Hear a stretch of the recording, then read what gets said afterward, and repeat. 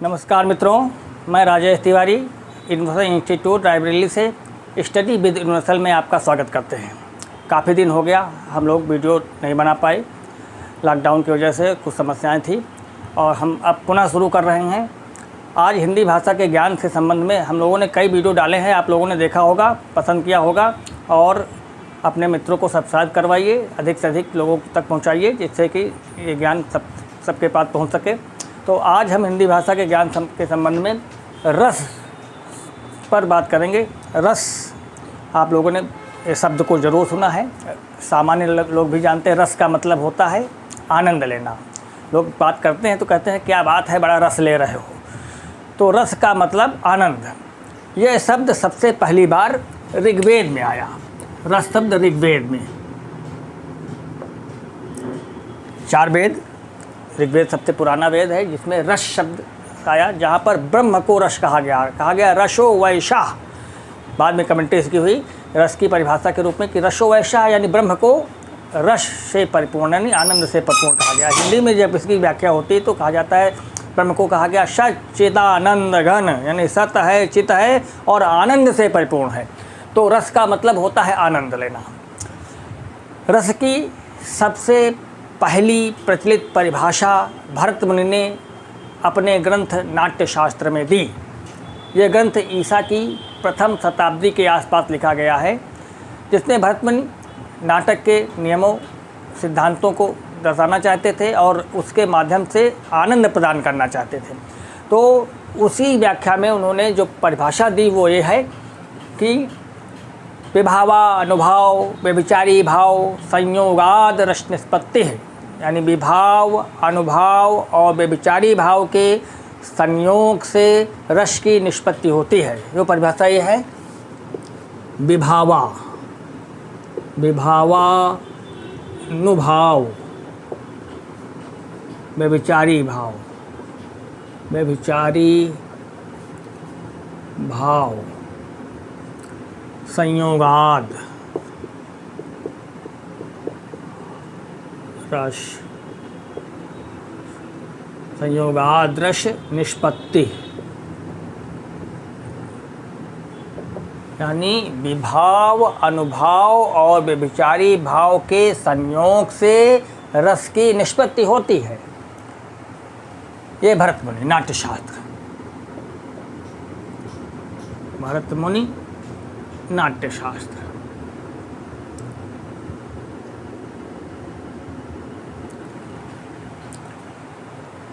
भरत मुनि ने रस के अंगों के बारे में भी बात की। तो रस के 4 प्रमुख अंग हैं। परिभाषा से ही देखिए, पहला अंग है विभाव,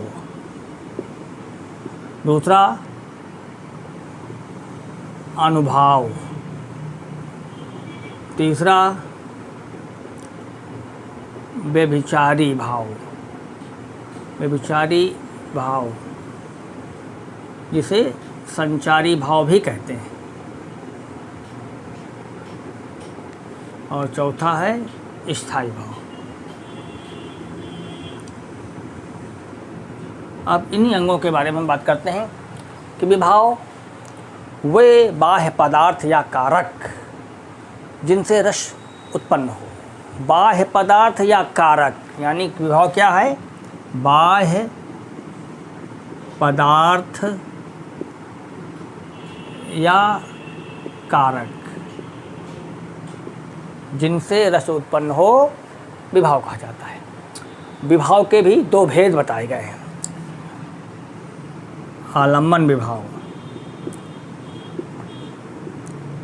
आलम्बन का मतलब होता सहारा, और दूसरा है उद्दीपन विभाव। आलम्बन मतलब सहारा, जिसके सहारे रस आगे बढ़े उसे आलम्बन कहते हैं। और आलम्बन के 2 भेद हैं, आश्रय और विषय। आश्रय का मतलब है जिसके हृदय में भाव उत्पन्न हो, यानी जिससे रस आश्रित हो, जिस पर रस आश्रित हो वो आश्रय है। और विषय जिसके कारण भाव उत्पन्न हो वो विषय कहलाता है। जैसे आप रास्ते में चले जा रहे हैं, अचानक शेर आ जाए तो आपके हृदय में भय का भाव उत्पन्न होगा। तो आप आश्रय हैं और शेर विषय है। तो इस प्रकार से जिसके कारण भाव उत्पन्न होते हैं विषय, और जिसके हृदय में भाव उत्पन्न होते हैं आश्रय कहलाता है। और उद्दीपन क्या है? विषय अगर जीवित है, प्राणी है, तो कुछ क्रियाएं और चेष्टाएं करता है, जिसके कारण आश्रय के हृदय के भाव और तेज हो जाते हैं। यानी विषय की चेष्टाएं या क्रियाएं जिससे आश्रय के हृदय के भाव उद्दीप्त हों, तेज हों, उद्दीपन में भाव कहलाता है। अगर विषय निर्जीव है तो बाहरी वातावरण, यानी विषय की चेष्टाएं या बाहरी वातावरण जिससे आश्रय के हृदय के भाव तेज हो जाएं, उद्दीपन में भाव कहलाता है। जैसे दिन में आप जंगल में जाएं तो भय कम लगेगा, लेकिन रात में जाएं तो भय का भाव तेज ज़्यादा होगा, क्योंकि वो वातावरण बदल गया। तो इस प्रकार से या तो विषय की चेष्टाएं, जैसे विषय शेर है, शेर चेष्टाएं करता है, मुंह फैलाता है, पंजा उठाता है, दहाड़ता है, ऐसी क्रियाएं करने से आश्रय के हृदय के भाव, भय का भाव और तेज होता है। तो विषय जीवित है तो कुछ क्रियाएं करेगा, और जीवित नहीं है तो बाहरी वातावरण, जैसे जंगल में गए, रात में गए तो ज़्यादा भय लगेगा। तो विषय की चेष्टाएं या बाहरी वातावरण जिससे आश्रय के हृदय के भाव और तेज हो जाए, उद्दीपन कहलाता है। अनुभव क्या है? अनुभव का मतलब हृदय, आश्रय के हृदय में जो भाव उत्पन्न हुए हैं, जिसके कारण वह कुछ क्रियाएं और चेष्टाएं करने लगता है, जिससे यह पता चलने लगता है कि वह किस भाव से ग्रस्त है। तो आश्रय की चेष्टाएं अनुभव कहलाती हैं। विषय की चेष्टाएं उद्दीपन और आश्रय की चेष्टाएं अनुभव कही जाती हैं। यानी भय से आप ग्रस्त हैं तो रोने लगेंगे, चिल्लाने लगेंगे, मूर्छित होंगे, गिरेंगे, भागेंगे, ये सब चेष्टाएं करेंगे, जिससे पता चलता रहेगा कि आपके हृदय में भय का भाव तेज है। तो आश्रय की चेष्टाएं अनुभव कहलाती है। और ये अनुभव जो है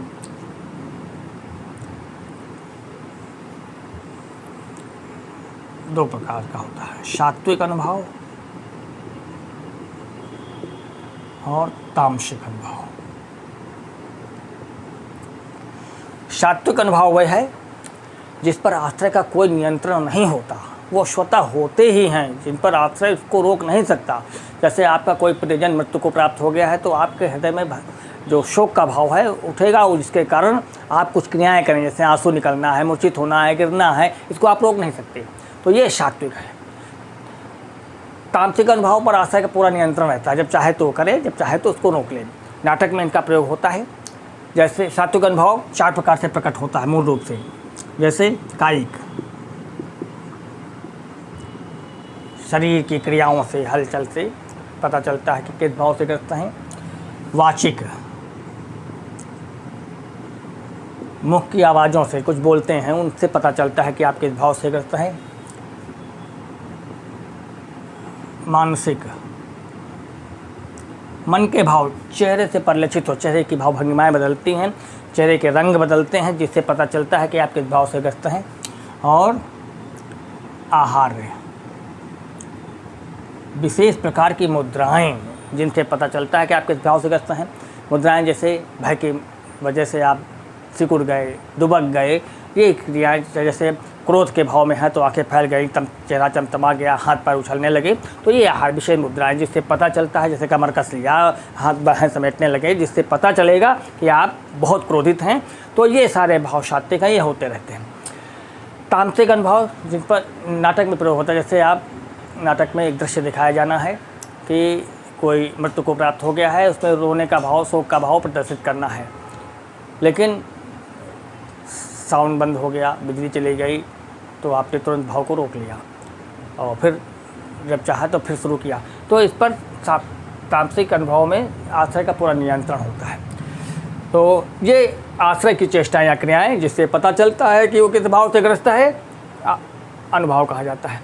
और व्यभिचारी भाव, ऐसे भाव जो क्षण प्रतिक्षण उत्पन्न हो और नष्ट हो, जो हृदय में आश्रय के भाव उत्पन्न हुआ है उसको जीवित रखें, उसको संचालित करते रहें, ऐसे भावों को व्यभिचारी भाव कहा जाता है। इनकी संख्या 33 बताई गई है। और 3300 स्थायी भाव ये परिस्थिति जन्य है, भिन्न भिन्न परिस्थितियों में भिन्न भिन्न प्रकार से उत्पन्न होते हैं और नष्ट होते हैं। पानी की बुलबुले की तरह उत्पन्न हुए और नष्ट हुए। और हृदय के मूल भाव को जीवित रखते हैं। 33 भरतमुनि ने भी 33 माना, और माना जाता है कि श्रृंगार रस में 3300 संचारी भाव उत्पन्न होते हैं। एक घटनाक्रम में नहीं, भिन्न भिन्न घटनाक्रमों में 3300 संचारी भाव उत्पन्न हो जाते हैं। इससे श्रृंगार को रसराज कहा जाता है। तो उद्वेग है, भय है, उन्माद है, मूर्छा है, ये सारे हैं। 3300 की ज़रूरत होगी, हम आपको बाद में लिस्ट बना देंगे। तो ये व्यभिचारी भाव या संचारी भाव, क्षण उत्पन्न होने वाले भाव जो हृदय में उत्पन्न हुए मूल भाव को जीवित रखें, संचरित रखें, ऐसे भाव को संचारी भाव कहा जाता है। इनकी संख्या 33। स्थायी भाव, ऐसे भाव जो आश्रय के हृदय में स्थायी रूप से जम जाएं, उन्हें स्थायी भाव कहा जाता है। और इनकी संख्या भरतमुनि के अनुसार तो 8 है, लेकिन सभी प्राचीन आचार्य इनकी संख्या 9 बताते हैं। तो स्थायी भाव 9 हैं। हम इनको लिखते हैं इधर स्थायी भाव, जैसे रति स्थायी भाव, तो श्रृंगार रस। हास्य स्थायी भाव, हास्य रस। शोक स्थायी भाव, करुण रस। उत्साह स्थायी भाव, वीर रस। क्रोध स्थायी भाव, रौद्र रस। भय स्थायी भाव, भयानक रस। विस्मय स्थायी भाव, अद्भुत रस। 1 2 3 4 5 6 7 और एक है जुगुप्सा या घृणा, जैसे बीभत्स रस। ये 8 भरतमुनि के अनुसार, ये 8 स्थायी भाव। एक 9वां जो अन्य आचार्यों के अनुसार माना जाता है वो है निर्वेद। निर्वेद से शांत रस। नाटक का उद्देश्य शांत भाव प्रदर्शित करना नहीं था, इसलिए भरतमुनि निर्वेद को स्थायी भाव की श्रेणी में नहीं रखते, लेकिन जीवन का महत्वपूर्ण अंग के रूप में शांत है। दिन भर क्रियाकलाप करने के बाद आदमी प्रतिदिन शांत भाव प्राप्त करना चाहता है, तो पूरे जीवन में शांत भाव, जैसे यौवनावस्था, वृद्धावस्था और सारी अवस्थाओं से गुजरता हुआ अंत में वो शांत भाव ही चाहता है। तो जीवन की बहुत महत्वपूर्ण आवश्यकता है शांत। तो अन्य प्राचीन आचार्यों ने शांत भाव को माना है। अब बात होती है कि 2 रस और जो कहाँ से आ गए, भक्ति रस और वात्सल्य रस। वो 10वां और 11वां रस की संख्या में नहीं आएगा, वो सब श्रृंगार के अंतर्गत ही आते हैं, क्योंकि भक्ति का स्थायी भाव ईश्वर के प्रति अनुराग भाव, और वात्सल्य का स्थायी भाव पुत्र या संतान के प्रति स्नेह भाव।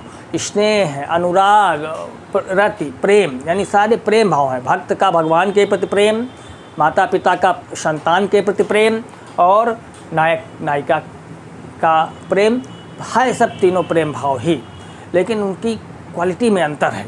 इसलिए हम जो अन्य 2 रस हैं वो सब श्रृंगार के अंतर्गत ही रखेंगे। तो इसी के अंतर्गत जो 2 भाव और आते हैं वो हैं आपके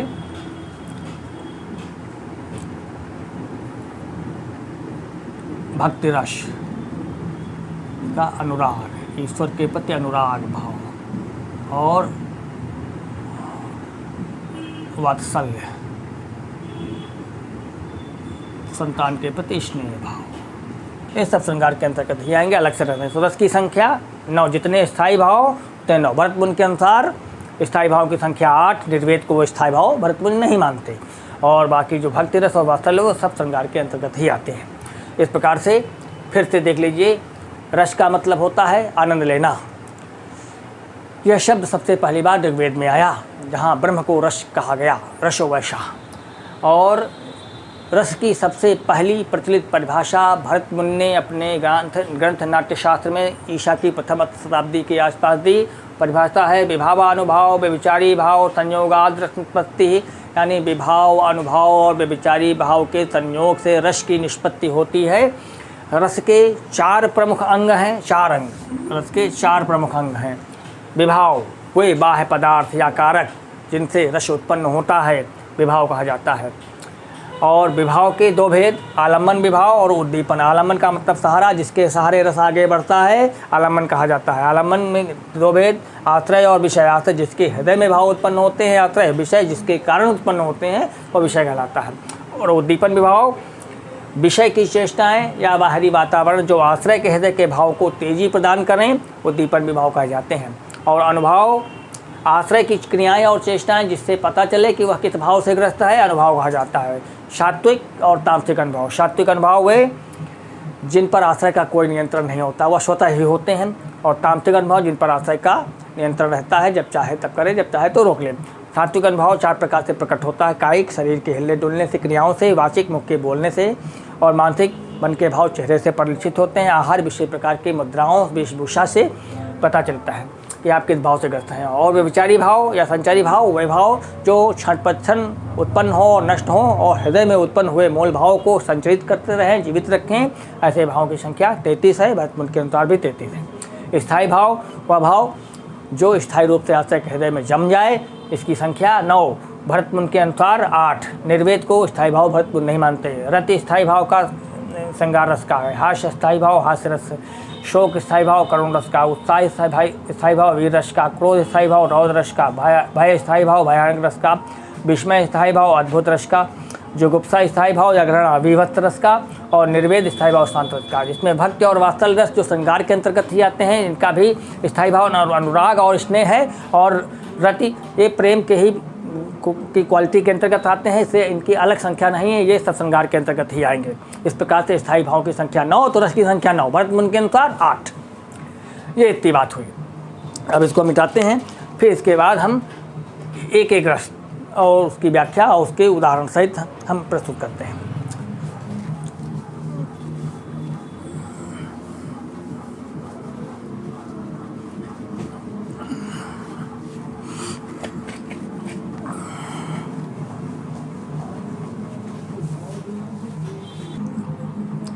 श्रृंगार रस।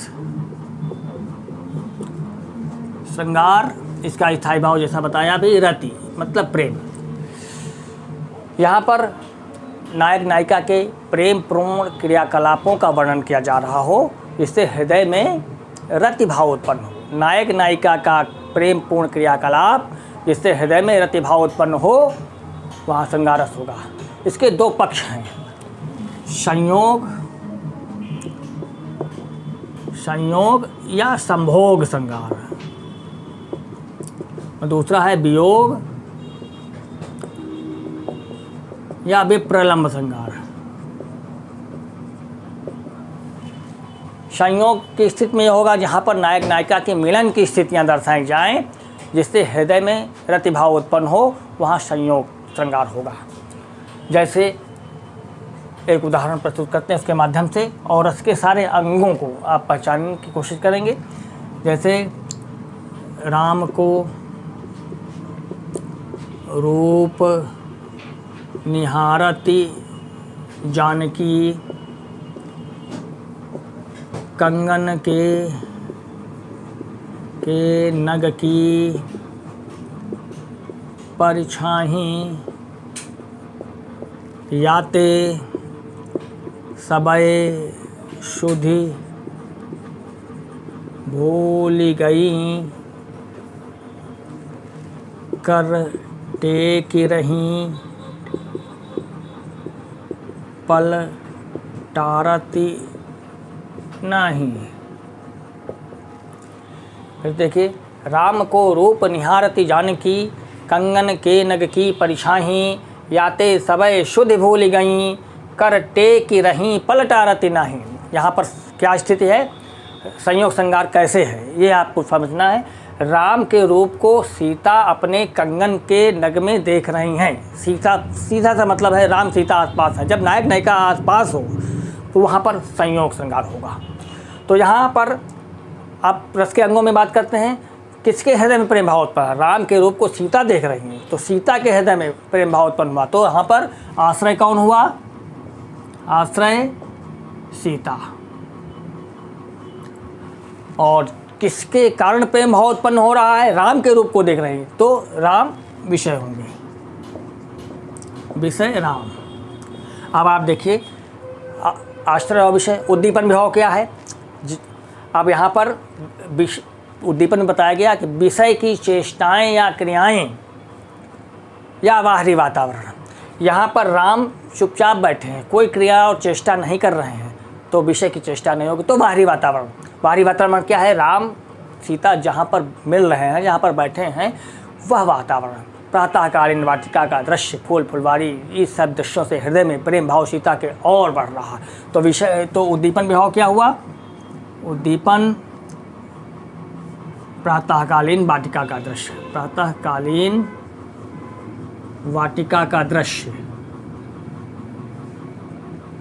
ये प्रेम भाव को और बढ़ा रहा है, ये उद्दीपन विभाव हुआ।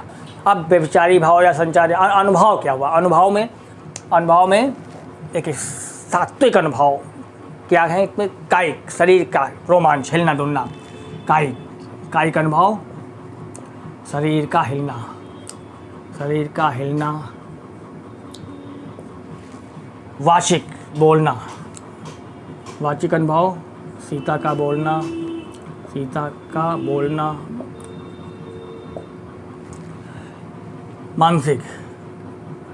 मानसिक अनुभव में क्या है? चेहरे की लालिमा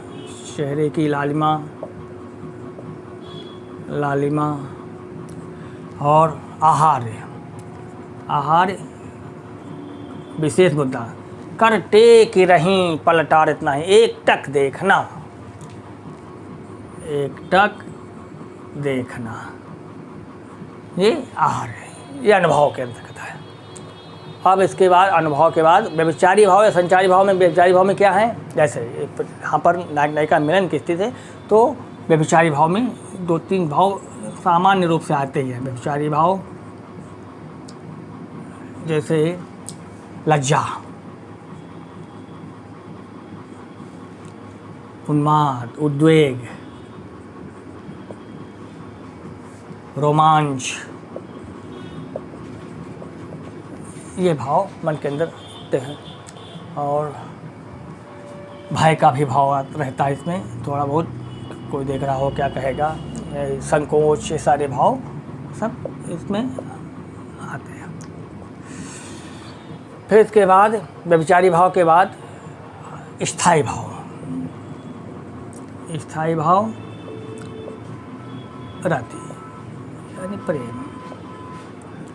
इस प्रकार से रस के प्रत्येक उदाहरण में रस के सभी अंग समाहित रहते हैं, उनको अलग अलग निकाल के पहचानने की अगर चेष्टा करना है, तभी रस बुद्धि से नहीं, हृदय की छन्नी में छान करके जब आप देखेंगे तभी सारे अंग प्रत्यंग निकलेंगे, तो तभी आप समझ पाएंगे। जैसे कोई ऐसा उदाहरण जो आपने कभी नहीं पढ़ा है, जब उसको पढ़ते हैं तो आपके हृदय में कौन कौन से भाव उठ रहे हैं, क्या समझ रहे हैं, आश्रय क्या है, विषय क्या, जब आप इस चीज़ क्लियर समझ पाएंगे तभी आप जानेंगे कि उसमें कौन सा रस हो सकता है।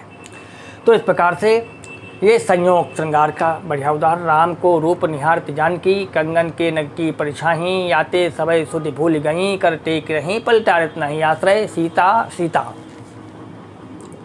विषय राम, उद्दीपन विभाव है प्रातःकालीन वाटिका का दृश्य, कायिक अनुभव में शरीर का हिलना, वाचिक अनुभव में सीता का बोलना, मानसिक अनुभव चेहरे की लालिमा, आहार में एक टक राम को एक टक देखना, प्रेम की पराकाष्ठा की है। और व्यभिचारी भाव में लज्जा है, उद्वेग है, रोमांच, भय, संकोच और स्थायी भाव रहती। तो ये इसी तरह से हम एक दूसरा उदाहरण भी साथ में लेते हैं संयोग श्रृंगार का ही, और उसमें आप लोग अपने थोड़ी देर हम समझ देंगे, आप लोग उसको पहचान करके बताऊँगा कि कौन कौन से भाव हैं, या हमें सारे भाव मिटाते हैं ये, और अब आपको बदलते जाएंगे हर उदाहरण में अलग अलग। अब आपको बताना है, उदाहरण भी बदलते हैं। से ये उदाहरण है आपका राम सीता का ही ले, देखिए, कंकन, किंकिनी, नूपुर, धुनि सुनी, कहत, लखन सन, राम हृदय गुनी, मानहु मदन दुंदुभि दीन्ही, मनसा विश्व विजय चहकीन्ही। ये उदाहरण देखिए, कंकन किंकिनी नूपुर धुन सुनि कहत लखन सन राम हृदय गुनी, मानहु मदन दुंदुभि दीन्ही मनसा विश्व विजय चहकीन्ही। हम इसको बता दें कि किस समय की स्थिति है, फिर आप अपने हिसाब से सोच करके आश्रय क्या है, विषय क्या है, द्विपद विभाव क्या है, कायिक वाचिक मानसिक आहार सब अनुभाव क्या है, व्यभिचारी भाव क्या है और स्थायी भाव क्या है। यानी राम पुष्प वाटिका में पुष्प तोड़ने के लिए गए हुए, सीता पूजा करने के लिए, देवी पूजा के लिए वहाँ आई हुई हैं। उनके कंकन नूपुरों की धुन को सुन करके राम के हृदय में प्रेम उमड़ रहा है और अपने भाई लक्ष्मण से बताते हैं कि मेरे हृदय में कामदेव ने नगाड़ा बजा दुंदुभी बजा दी है और ऐसा लग रहा है पूरे विश्व को अपने कब्जे में कर लेना चाहता है। इस स्थिति का वर्णन किया जा रहा है। अब आपको बताना है आश्रय क्या होगा, यानी किसके हृदय में प्रेम भाव उत्पन्न हो रहा है। नूपुरों की धुन को सुन करके राम के हृदय में प्रेम भाव उत्पन्न हो रहा है, तो आश्रय राम हुए। विषय किसके कारण उत्पन्न हो रहा है, सीता के कारण हो रहा है। अगर आप सही समझना है तो सीता। विषय उद्दीपन विभाव क्या है, जिसको सुन करके राम के हृदय में प्रेम भाव और उमड़ रहा है। कंकन किंकिन नूपुरों की आवाज़, यानी आभूषणों की आवाज़, आभूषणों की झनकार,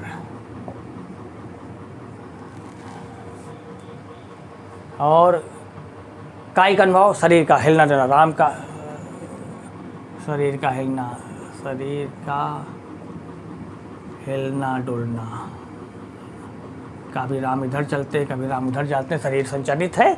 ये आपका कायिक। वाचिक अनुभव, राम से का बोलना, राम का लक्ष्मण से बोलना कहत लखन सन राम हृदय गुणी, बोल रहे हैं, बता रहे हैं। मानसिक अनुभव, चेहरे की लालिमा, ये संयोग श्रृंगार का कामन रूप है जो रहेगा ही। आहार विशेष मुद्राएं, लता की ओर से चुपचाप देखना, व्यभिचारी भाव, वह व्यभिचारी भाव प्रेम में लज्जा, उद्वेग, भय, संकोच, ये स्थायी भाव रहती है। इस प्रकार से हर उदाहरण में परिवर्तित होते रहे, तो उदाहरण को समझ करके आप स्थिति का आकलन कर सकते हैं कौन सी चार। तो ये संयोग श्रृंगार के 2 उदाहरण हमने दिए। अब हम वियोग श्रृंगार यानी विप्रलम्ब श्रृंगार में बात करते हैं, इसको मिटाते हैं।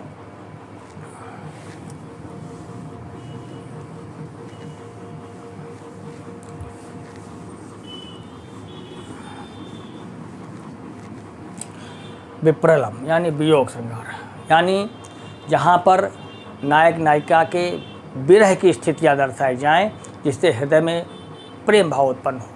नायक नायिका से दूर है और प्रेम की स्थितियाँ की बातें बताई जा रही हैं, वहाँ वियोग श्रृंगार होगा।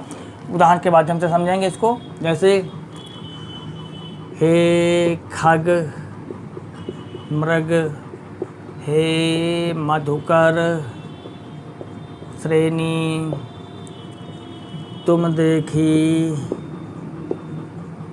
सीता मृगनयनी।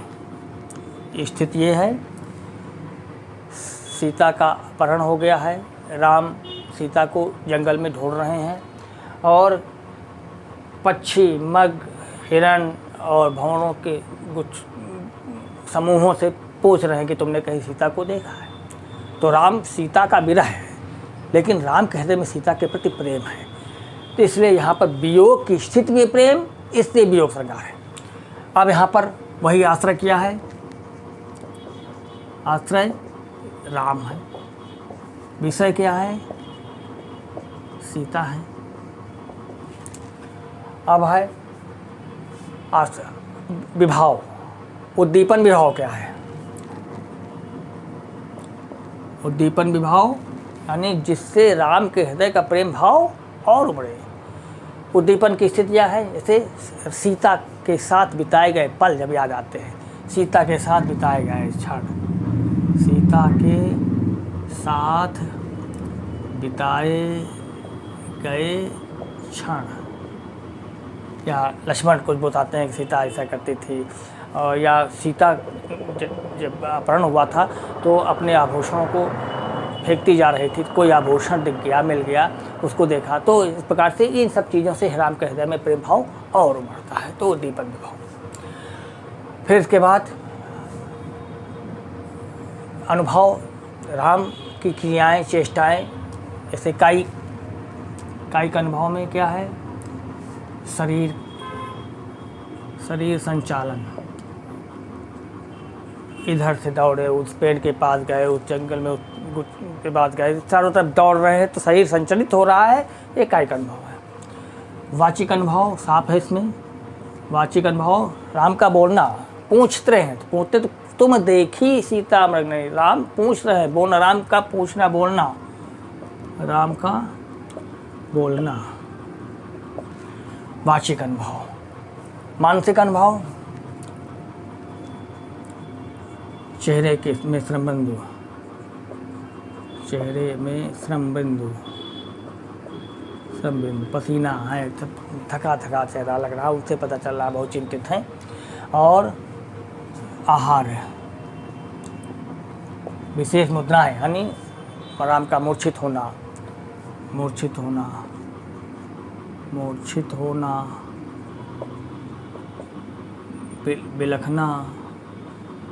बिलखना तो वैसे वाचिक में आ जाएगा, लेकिन स्थित है, विशेष स्थित है, तो यह वाचिक। अब इसके बाद उद्दीपन विभाव के बाद ये आपका अनुभव में आया, अनुभव और व्यभिचारी भाव। व्यभिचारी भाव में क्या होगा,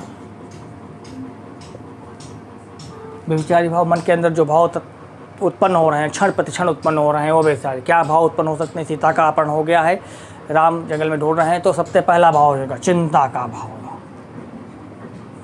पता नहीं किस स्थिति में होंगी सीता, कौन ले गया। क्रोध का भाव, कौन दुष्ट ले गया, क्रोध का भाव।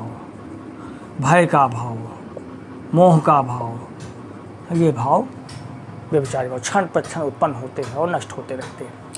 और स्थायी भाव, रति, प्रेम। इस प्रकार से इस छोटे से उदाहरण में ही रस के सारे अंग प्रत्यंग मौजूद रहेंगे।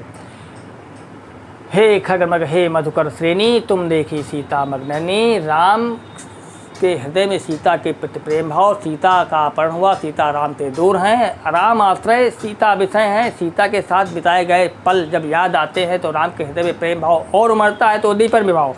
शरीर का संचार, इधर दौड़ना उधर दौड़ना, जंगल में भागना, एक कायिक अनुभव, राम का बोलना, पक्षियों से पूछना। वाचिक अनुभव, चेहरे के श्रमबिंदु, थकान, ये मानसिक अनुभव, और मूर्छित होना, गिरना, बिलखना, ये सारी चीज़ें। आहार और चिंता, क्रोध, भय, मोह आदि ये व्यभिचारी भाव, और रति स्थायी भाव है। ठीक इसी को हम दूसरे उदाहरण के माध्यम से दिखाते हैं, और आप लोग उस उदाहरण के माध्यम से इस सारे अंग प्रत्यंगों की पहचान करें। हमारे बोलने से पहले आपको अगर पता चल जा रहा है तो आप उदाहरण को समझ गए हैं। हम लिखते हैं दूसरा उदाहरण पहले। अतिमलीन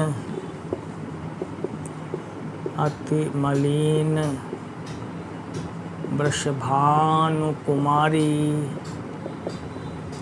अघमुख रहती,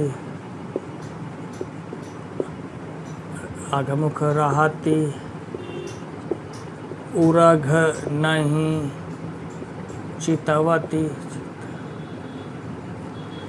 ज्यों गथहारे थकित जुआरी, छूटे चिकुर बदन कुम्हिलानो, ज्यों नलिनी हिमकट की मारी। ऐसे देखिए, अतिमलिन वृषभानु कुमारी, आगमुख रहती, उरघ नहीं चितवती, ज्यों गथहारे थकित जुमारी, छूटे चिकुर बदन कुम्हिलानो, ज्यों नलिनी हिमकट की मारी। एक उदाहरण है, ये उस समय की स्थिति है जब श्री कृष्ण जी मथुरा वृंदावन से मथुरा चले गए हैं, तो वृषभान कुमारी राधा की दीनहीन दशा का वर्णन किया जा रहा है, यानी श्री कृष्ण राधा से दूर हैं, तो वियोग की स्थिति में वृषभान कुमारी राधा के हृदय में उत्पन्न हुए प्रेम को दर्शाया जा रहा है, इससे वियोग श्रृंगार है। अब आपको बताना है कि इसमें आश्रय क्या है, किसके हृदय में प्रेम भाव उत्पन्न हो रहा है, वो आश्रय। हाँ, आश्रय पहचाने, किसके हृदय में प्रेम भाव उत्पन्न हो रहा है, वृषभान कुमारी यानी राधा के हृदय में प्रेम भाव उत्पन्न हो रहा है, इससे राधा। विषय किसके कारण उत्पन्न हो रहा है, श्री कृष्ण।